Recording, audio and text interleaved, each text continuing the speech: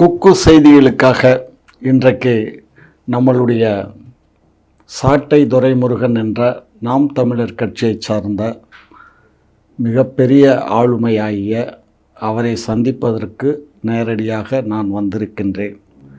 அவரோடு பேசுவதற்கு நிறைய விஷயங்கள் உள்ளன. அவற்றை ஒவ்வொன்றாக கேட்போம்.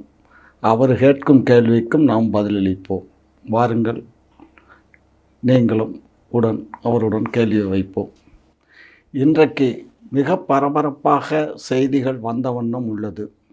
நாம் தமிழர் கட்சி பரபரப்பாக செய்தி வருதா? நீங்கள் பரபரப்பாக ஆக்குறீங்களா? நாம் தமிழர் கட்சி ஆரம்பித்த காலத்திலிருந்து இந்த நிமிடம் வரை பரபரப்பாகவே காணப்படுகிறது. இது இலையுதிர் காலமா அல்லது தலைக்கும் காலமா? ஒரு மாதத்தில் 26 பாலியல் வழக்கு நடந்தால் நாடு பரபரப்பாக தான் இருக்கும். அண்ணா யூனிவர்சிட்டியில் போயிட்டு உங்கள் கட்சிக்காரன் போயிட்டு பெண்ணை கையை பிடிச்சிழுத்தா நாடு பரபரப்பாக தான் இருக்கும். மயிலாடுதுறை முட்டத்தில் சாராயம் வைக்க போன 2 பேரை தடுத்து 2 பேரை கொலை செய்யப்பட்டால் நாடு பரபரப்பாக தான் இருக்கும். கனிம வள கொள்ளை, ஆத்துமணல் கொள்ளைன்னு ஒட்டுமொத்தமான திமுகவும் அராஜகம் பண்ணால் நாடு பரபரப்பாக தானே இருக்கும். திமுக அராஜகம் பண்ணுதா அல்லது நாம் தமிழர் கட்சி அராஜகம் பண்ணுதா? அது மக்கள் பார்த்துட்டு இருக்காங்களா? திமுக பார்க்குறாங்க. அண்ணா யூனிவர்சிட்டி போய் கையை பிடிச்சி இழுத்து நாங்கள் தான் இழுத்தோமா? அண்ணா யூனிவர்சிட்டி பெண்ணை கையை பிடிச்சி இழுத்து நாங்கள் இழுத்தோமா? பிரியாணி கடை வச்சிருந்தவன் திமுக காரனா? பொது நாம் தமிழ் கட்சிக்காரனா? பொது இடத்துல கோயில் மனையில வீடு கட்டி இருந்தது திமுக கட்சிக்காரன் ஞானசேகரனா நாம் தமிழ் கட்சிக்காரன் ஞானசேகரனா? இரவுல கொள்ளைக்காரன், பகல்ல திமுக காரன் சொல்லி ஒரு திமுக உடன்பரப்பாவே வாழ்ந்திருக்கானே. அப்ப நாடு பரபரப்பா தானே இருக்கும். அதாவது 1.5 லட்சம் தொண்டர்கள் நிறைந்த கட்சி எங்களுடைய திராவிட முன்னேற்ற கழகம். 1.5 கோடி, சரியா? 1.5 கோடி தொண்டர்கள் இருக்கக்கூடிய ஒரு கட்சியில் அங்கொன்றும் இங்கொன்றும் அத்திப்பூத்தாற் போல் இருக்கலாம். அதில் ஆதரவாளர்கள் என்று சொல்லிக்கொண்டு திருட்டுத்தனம் செய்வதும் நிறையாக உண்டு. அப்படி அந்த 1.5 கோடி கட்சியில வேலை வாங்கி தரதா ஏமாத்துற செந்தில் பாலாஜி இருப்பாரு, செம்மன் கோரி நடத்துற பொன்முடியும் இருப்பாரு, சிபிஎஸ்இ பள்ளிக்கூடம் நடத்தக்கூடிய துரைமுருகனும் இருப்பாரு. என்ன அந்த 1.5 கோடி கட்சியில எல்லாம் தான் இருப்பாங்க. யார் இல்லாம இருப்பாங்க? இப்ப உங்க கட்சியில ஆனா அந்த 1.5 கோடி கட்சியில தமிழ்நாட்டுல எந்த அநீதி நடந்தாலும் அது திமுக கட்சிக்காரர் தான் இருக்கான். நீங்க உலகத்துல எங்க தப்பு நடந்தாலும் அமெரிக்கா இருக்கிற மாதிரி தமிழ்நாட்டுல எந்த தப்பு நடந்தாலும் திமுக காரன் தானே இருக்கான். அப்ப நாடு பரபரப்பா தானே இருக்கும். இல்ல அதாவது என்னன்னா, உங்களுக்கு எங்களை குறை சொல்லலைன்னா உங்களுக்கு தூக்கம் வராது. நாங்க உங்களை ஆட்டாப்பம் பெத்துட்டு இருக்குது, உங்களை குறை சொல்றதுக்கு தானே. அதுக்கு தானே பெத்து விட்டுருக்காங்க. அதானே கேட்குறீங்க, அதானே கேள்வி வைக்கிறீங்க. அவன் ஞானசேகரனுக்கும் திராவிட முன்னேற்ற கழகத்துக்கு என்ன சம்பந்தம் இருக்கு? சம்பந்தம் இல்லாத அவன் வீட்டுல போயிட்டு உங்க மாசுப்பிரமணியம் பிரியாணி சாப்பிட்டாரா? ஆமா, பிரியாணி ருசியா இருந்தா எவன் வீட்டுல போய் யாரி சாப்பிட்டுறீங்க? ஓசி பிரியாணி. ஒரு தொண்டன் அந்த ஏரியால இருக்கான். அவர் தொகுதி கொஞ்சம் பாலியல் வழக்குல இருக்கான், கொள்ளை அடிக்கிறான், காசு பணம் வச்சிருக்கான். அவன் தொகுதிக்கு உட்பட்ட ஏரியால இருக்கான். அதனால அவரு போறாரு வர்றாரு, தொகுதி போக்குவரத்துமா இருக்காரு. இதெல்லாம் போராடு வரான்னு அதான் அர்த்தம். இல்ல அதாவது நீங்க வார்த்தை ஜால விளையாட்டுல ஐயா கருணாநிதி மஞ்சி எவனும் இல்ல. கருணாநிதி அவர் மறைந்துட்டாரு. கனிமொழி எனது மகள், ராஜாத்தி கனிமொழியின் தாயார். அப்படி வார்த்தை ஜாலத்தை போடுவீங்களா நீங்க? அதான் பானுமதி ஒன்றும் படிதாண்டா பத்தினி கிடையாது, நான் ஒன்று முற்றும் திறந்த முனி ஒன்றும் கிடையாதுன்னு வார்த்தை ஜாலத்தை போடுவீங்களே. இப்ப இது எதுக்கு திடீர்னு நீங்க நீங்க சொல்றதுனால நான் சொல்றேன். இல்ல இப்ப விஜயலட்சுமி மேட்ரு இருக்கு, நான் வருவேன்னு பாக்குறீங்களா? அதுவே ஒரு மேட்ரு தான். அதுக்காகத்தான் இதெல்லாம் சுட்டி காட்டுறீங்களா? ஆமா, இங்க பாருங்க, ஆசை 60 நாள், மோகம் 30 நாள். ஒரு பெண்ணுக்கும் ஆணுக்கும் ஆசை வந்தால் கலப்பு இருக்கலாம், அது ஒன்றும் தவறல்ல. உங்க ஐயா பெரியார் சொல்லியிருப்பாரு, எப்படியோ மனைவி இன்னொரு நபரோட விரும்பினால் அவரோட போகலாம். லிவிங் டுகெதர், திருமணம் கடந்த உறவு, என்ஜாய்மெண்ட் வித்தவுட் ரெஸ்பான்சிபிலிட்டி, அது மாதிரிலாம் இருக்குது. அந்த வகையரா தானே நீங்களும்? இப்ப உங்க தலைவர் நீங்கள்லாம் எந்த வகைரா? நாங்க தமிழர் வகையரா. ஓ, தமிழனுக்குன்னு தனி வகைரா இருக்கா? நாங்கெல்லாம் அப்புறம் என்ன ஆடு மாடு மேய்ச்சிக்கிட்டு நீங்க ஈவேரா வகையரா? நீங்க ஈவேரா வகையரா? ஏதாவது கட்டுக்கதையில் புனையப்பட்ட செய்திகளை மேட்டருக்கு வாங்க. மேட்டர்னு சொன்னீங்களே, அது ஒரு மேட்டர் இல்ல. மேட்டர்னா இன்றைக்கு தமிழகத்தில் உங்களுடைய அமைப்பில் இருக்கக்கூடிய பல நிர்வாகிகள்லாம் இலையுதிர் காலங்கள் மாதிரி ஊந்துக்கிட்டு இருக்காங்க. அவர் சந்தோஷமா போயிட்டு வாங்க, வர்றவங்கள வாங்கன்னு சொல்றேன், போறவங்கள போங்கன்னு சொல்றேன். சரி, நாங்க எங்க கட்சியிலிருந்து உதிரக்கூடிய இலைகளை எடுத்துக்கொண்டு நீங்க ஒரு குப்பைகளை போற நீங்க வச்சுக்க, நீங்க எவ்வளவு பெரிய கட்சி? அதாவது நீங்க சொல்றது மிக தவறு. ஒரு தொண்டன் கூட ஒரு கட்சியில இணையணும்னு சொன்னா அவனுக்கு மரியாதை கொடுத்தா அன்னைக்கு மட்டும் தான் கடைசியா அவங்கள பார்க்க முடியும். நீங்க ஸ்டாலினையும் உதயநிதி ஸ்டாலினையும் அன்னைக்கு தான் கடைசியா பார்க்க முடியும். அவரே சொல்றாரு, யார் சொன்னார்? அவரே சொல்றாரு. என்ன சொன்னாரு? ஆக அந்த வகையிலடா வாக்குறுதிகள் முழுமையா நிறைவேற்றிட்டு சொல்ல முடியாது, ஏதோ 1-2 விட்டு போயிருக்கலாம், அவ்வளவுதான். அந்த 1-2 தான் செஞ்சது. 1 ஏதாவது 4 சொல்லுங்களேன். திமுக ஆட்சி நிறைவேற்றின 4 நீங்க சொல்லுங்க. இங்க பாருங்க, 4 என்ன 40,000 கூட சொல்ல எங்களால இயலும். சொன்னதையும் செஞ்சிருக்கோம், சொல்லாத 40,000னா 40,000 கோடி கொள்ளையடிச்சதா சொல்லி பிடிஆர் பழனிவேல் சொல்றீங்களா? அதாவது கொள்ளை கொலை இது மாதிரி அதுதானே இருக்கு. உங்களுக்கு தெரியுமோ? கொலை கொள்ளை மட்டும் இருக்கு, வேற என்ன இருக்கு? உங்களுக்கு என்ன தெரியும்? கொலை வேற என்ன இருக்கு சொல்லுங்க. பத்தி தான் தெரியுமா? வேற ஒண்ணு அரசியல் வேற தெரியும். அமெரிக்கால போயிட்டு எலக்ட்ரிக் சைக்கிள் ஓடி, எலக்ட்ரிக் சைக்கிள் சுவிட்ச் ஆன் பண்ணாலே ஓடும். ஆனா அத உலகத்துல ஓட்டி எடுத்த நாள் முதல் இந்த நாள் வரை வண்டியை விடவில்லை, வாடகை தரவில்லைன்னு பாட்டு பாடிட்டு இருந்தாரு. அதாவது அது தெரியும். துபாய்க்கு போயிட்டு, அரபு நாடுகளுக்கு போயிட்டு, சிங்கப்பூருக்கு போயிட்டு வேலை வாங்கி தரதா ஏமாத்தி இவங்களுடைய பணத்தை போய் இன்வெஸ்ட் பண்ணி லூலு மால் வருதுன்னு சொல்லி 4 வருஷமா லூலு போட்டுக்கிட்டு இருக்காங்களே, அது எங்களுக்கு தெரியும். இங்க பாருங்க, எல்லாம் தெரியும்னு சொல்றது ஆதாரபூர்வமா எதுவா ஆதாரம் இல்லாம சொல்லுங்க. ஆதாரம் இல்லாம சொல்றதுக்கு நான் ஒண்ணும் திமுக உடன்பிறப்பு கிடையாது. எல்லா பேரும் தான் பேசுறோம். லூலு மால் இங்க கோயம்பேட்டுக்கு வருது, அதனாலதான் அங்க பஸ் ஸ்டாண்டை மாத்தினோம். நாங்களாயா பஸ் ஸ்டாண்ட் அங்க மாத்துறதுக்கு இடமெல்லாம் சேவ் பண்ணி கட்டடம் கட்டினது? எங்க அரசுலயா கட்டினாங்க? அது ஜெயலலிதா அம்மா இருக்கையிலேயே அடிக்கல் நாட்டு அவங்க விதைச்சாங்க, நீங்க தண்ணி ஊத்தி வளர்த்தீங்க. அதுல என்ன தப்பு இருக்கு? அதான் 2 பேரும் ஒண்ணுதான். அதனால தான் சொல்றோம், அதிமுகவும் திமுக ஒண்ணு, அது அறியாத வகையில மண்ணுன்னு சொல்லணும்னா அவங்க எது பண்ணாலும் நீங்க பண்ணுவீங்க. அப்படியெல்லாம் சொல்லாதீங்க. அதாவது ஒரு தேசத்தை கேரக்குறையும் அப்படி சொல்ல, அவங்க எது பண்ணாலும் நீங்க பண்ணி சொல்ல, நீங்க எது பண்ணாலும் அவங்க பண்ணான்னு சொல்லலாமா? 67ல இருந்து தொடர்ச்சியா இந்த திராவிட கட்சிகள் தான் ஆண்டுகிட்டு இருக்கோம், சரியா? அப்படி ஆண்டு இன்னைக்கு தமிழகத்தை இந்த அளவுக்கு நீங்க எல்லாம் பேசக்கூடிய என்ன பண்ணி கிழிச்சீங்க? இங்க பாருங்க, உங்க வயது தாண்டி நாங்க ஆட்சி பண்ணியிருக்கோம், புரிஞ்சுக்கோங்க. உங்களுக்கு உங்க வயதை தாண்டி ஆட்சி பண்ணியிருக்கோம். அதனால உங்களை கேள்வி கேட்க கூடாதா? கேள்வி கேட்க கூடாதுன்னு சொல்லல. அப்படி ஆண்டுகிட்டு இருக்க எங்களை பார்த்து இன்றைக்கு நீங்க ஒண்ணு வேண்டாம். 67ல நாங்க இந்த ஆட்சிக்கு வரும்போது என்ன ஜனத்தொகை இருந்தாங்க, அதுக்கப்புறம் எவ்வளவு ஜனத்தொகை இன்னைக்கு இருக்கு? 67 ஆட்சிக்கு வரும்போது கருணாநிதி ஐயா மட்டும் இருந்தாரு. இப்போ 2400 குடும்ப உறுப்பினர்கள் வந்திருக்காங்கன்னு சொல்றாங்க. அப்போ தயநிதி மறேன், முரசொலி மறேன், இப்போ அன்புநிதி, இன்பநிதி, துன்பநிதி, துயரநிதி, பல நிதிகள் உருவாயிருக்கு. அது உருவாயிருக்கு. சாதாரணமா தொடர் வண்டியில மஞ்ச பைய தூக்கிட்டு வந்த ஐயா கருணாநிதி இன்னைக்கு ஆசியாவிலே எவனோ இந்த லூசு பை சொன்னாங்கிறதுக்காக ஏங்க அந்த காலத்துல மஞ்ச பை எல்லாம் இல்லங்க. மஞ்ச பை வந்தது இப்பதாங்க. அமெரிக்கன் டூரிஸ்டர் பேக்கை கொண்டு வந்த ஐயா, அதெல்லாம் பாருங்க தம்பி, நீங்க பாருங்க, நீங்க ஒரு விஷயம் நல்லா புரிஞ்சுக்கோங்க. கலைஞர் பள்ளி பருவத்துல பள்ளியில படிக்கும் போதே கையேடு வச்சு நடத்தி செய்தி பத்திரிகை நடத்தினோம். பள்ளி பருவத்துல ஆமா, அதாவது கையால எழுதி பத்திரிகைகள் வெளியிட்டு இருந்தாரு. சொல்லலையே. அதுக்கப்புறம் பேரறிஞர் அண்ணாவையும் பேராசிரியரையும் 2 பேரையும் அழைத்து பொதுக்கூட்டமே அந்த காலத்துல நடத்தி இருக்காரு. மகாராஜோட ஃபேமிலியா? மகாராஜா ஃபேமிலி இல்லங்க, அவங்க சாதாரண ஒரு மேலக்காரன். நான் சொல்லல, நெஞ்சுக்கு நிதியில அவரே சொல்றாரு. வனவாசத்துல ஐயா கண்ணதாசன் சொல்றாரு, எப்படி வந்தாருன்னு உலகத்துக்கு தெரியும். நான் திருட்டு ரயில வந்தாருன்னு சொல்லலையே. நீங்க அதை எதுக்கு இது பண்றீங்க? நான் திருட்டு ரயில வந்தான்னு சொல்ல, ரயில யாரும் திருட முடியாது. நீங்க யார வேணாலும் சொல்லுங்க, ஒவ்வொரு மனிதனும் அப்படி ஐயா கலைஞர் கருணாநிதி இன்னைக்கு ஆசியாவிலே மிகப்பெரிய ஒரு 10 பணக்காரர்ல ஒருவராக மாறி இருக்கார்ல, அது இந்த ஆட்சியினுடைய சாதனை.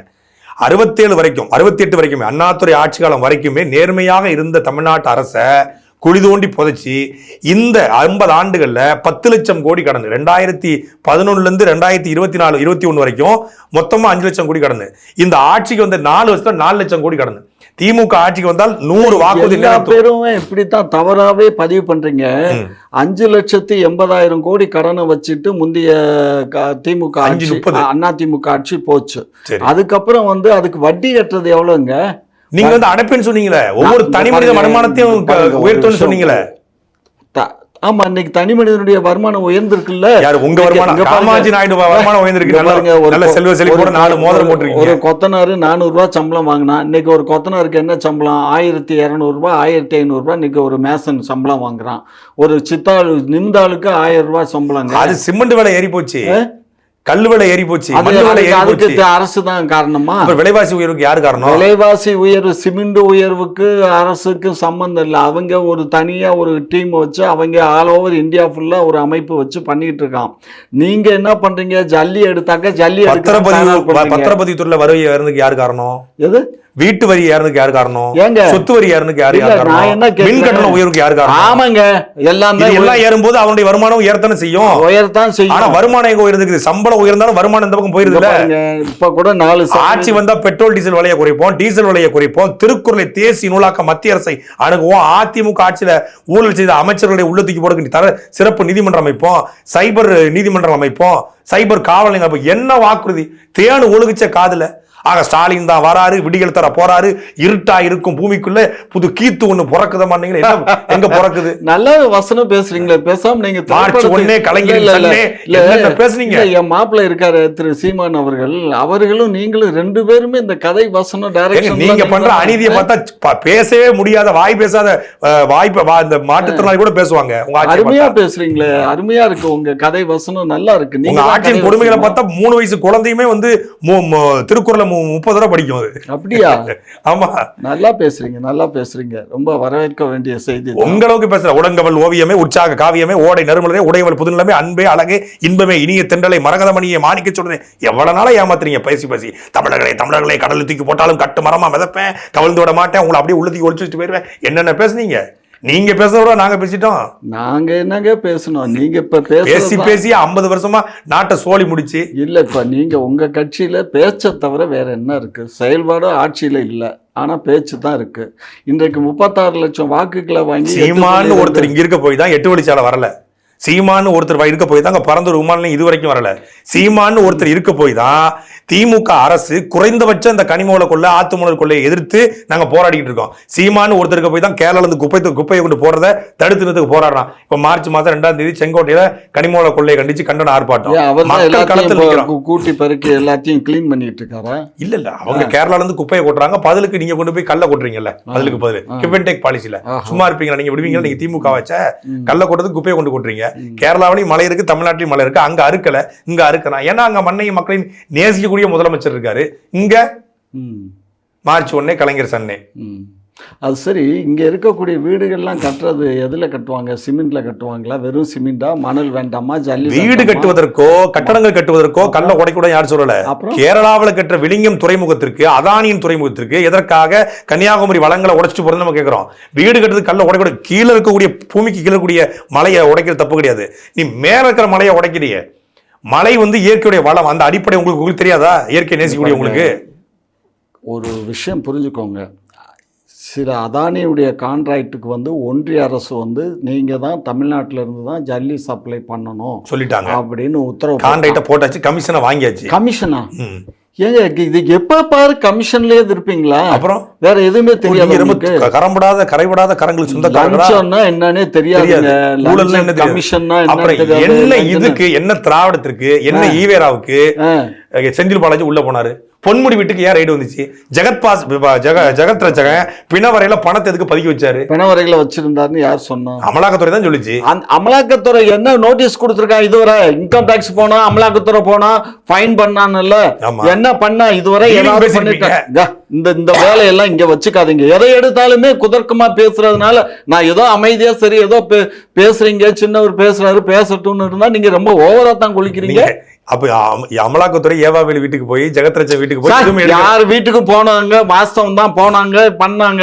என்ன அவங்களால கண்டுபிடிக்க இயல்ந்தது? சித்தரஞ்சன் சாலைக்கு அதானி வந்தாரா இல்லையா? சபரி பாருங்க, அத வரவே இல்ல, சம்பந்தமே இல்ல. இல்ல வந்தா டீ குடிக்க வந்தாராம் சார். டீ குடிக்க வரல. டீ கடை நல்லா இங்க பாருங்க, டீ குடிக்க வரல, இல்ல டீல் பேசவும் வரல. புரியுதுங்களா?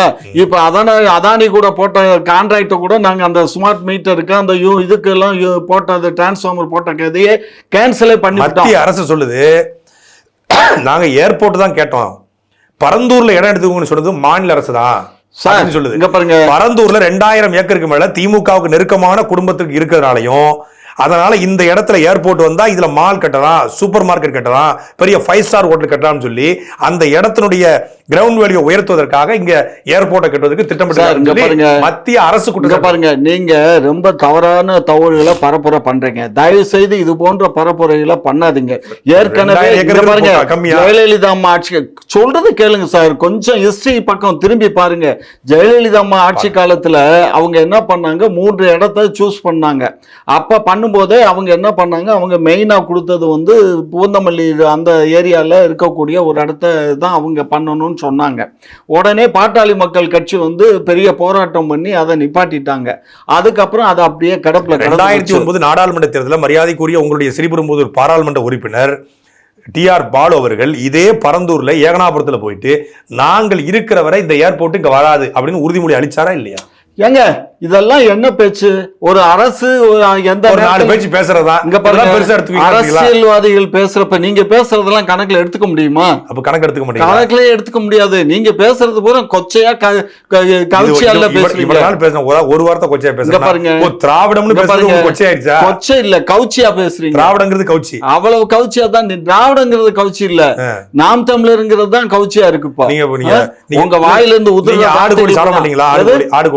ஆடு கோழி எல்லாம் நாங்க வெட்டவும் மாட்டோம், சாப்பிடவும் மாட்டோம். அப்ப என்ன சாப்பிடுவீங்க? நாங்க மனிதனை சாப்பிடுவோம். அதான் சாப்பிடுறீங்க. தமிழ்நாடு முழுமைக்கும் தமிழ்நாடு நீங்க திமுக ஆட்சி வந்ததுக்கு அப்புறம் எத்தனை கொலைகள், எத்தனை பாலியல் வன்முறைகள், அதான் மனுஷக்கறி சாப்பிட கூட்டதானே நீங்க. பாருங்க, நீங்க ரொம்ப தகராறு பண்றீங்க. ஒரு விஷயம் நல்லா புரிஞ்சுக்கோங்க. இந்த ஆட்சி ஆனது மக்களின் நலனை பேணி காக்கக்கூடிய ஆட்சி. எங்களுடைய ஆட்சியை மாற்றி இன்னொரு ஆட்சி திருச்செந்தூர் கோயிலுக்கு போய் எங்க காது குத்திட்டாங்க, நீங்க திருப்பி குத்தாதீங்க. இங்க பாருங்க, இன்னொரு ஆட்சி வந்தாலும் வேற எந்த ஆட்சி வந்தாலும் இது மாதிரி இருக்காது.